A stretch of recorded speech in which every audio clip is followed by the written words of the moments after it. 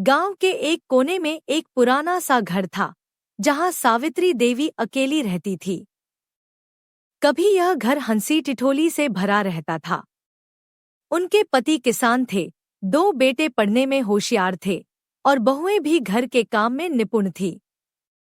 लेकिन समय के साथ सब कुछ बदल गया। पति का देहांत हुए कई साल बीत चुके थे। दोनों बेटे नौकरी के लिए शहर चले गए और वहीं बस गए। शुरू में फोन आता था, कभी कभी कोई मिलने आ भी जाता, लेकिन धीरे धीरे सब कम होता गया। अब तो त्योहारों पर भी कोई नहीं आता। हर सुबह सावित्री देवी उठती, घर साफ करती, तुलसी में पानी देती और चूल्हे पर चाय चढ़ा देती। फिर चाय का कप लेकर नीम के पुराने पेड़ के नीचे बैठ जाती। वहीं बैठकर वो कभी आसमान निहारती, तो कभी राह देखते देखते अतीत की यादों में खो जाती।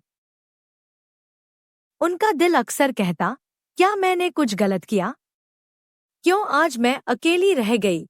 लेकिन फिर खुद को समझा लेती, शहर की जिंदगी बहुत व्यस्त होती है, बच्चों के पास समय नहीं होता।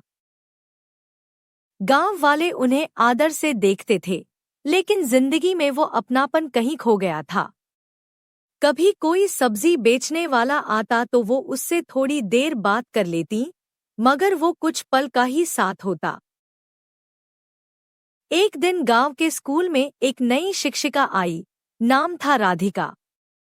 जब वह स्कूल आते जाते सावित्री को हमेशा अकेले नीम के पेड़ के नीचे बैठा देखती, तो उसका दिल भर आता। एक दिन वह हिम्मत करके उनके पास गई और बोली, नमस्ते दादी, मैं राधिका हूँ, स्कूल में नई टीचर। आपसे बात करने का मन हुआ।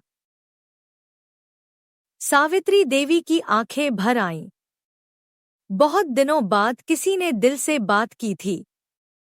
उन्होंने राधिका को अपने जीवन की बातें बताईं, पुराने दिन, बेटों की शरारतें, पति का संघर्ष और फिर अकेलापन।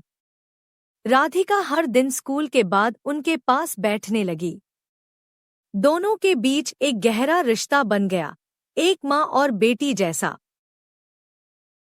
धीरे धीरे गांव के और लोग भी सावित्री से मिलने आने लगे। कुछ महिलाएं उनके साथ पूजा करतीं, बच्चे कहानियां सुनते और कोई बुजुर्ग चाय पीने आ जाता। सावित्री का सूना घर फिर से जिंदा हो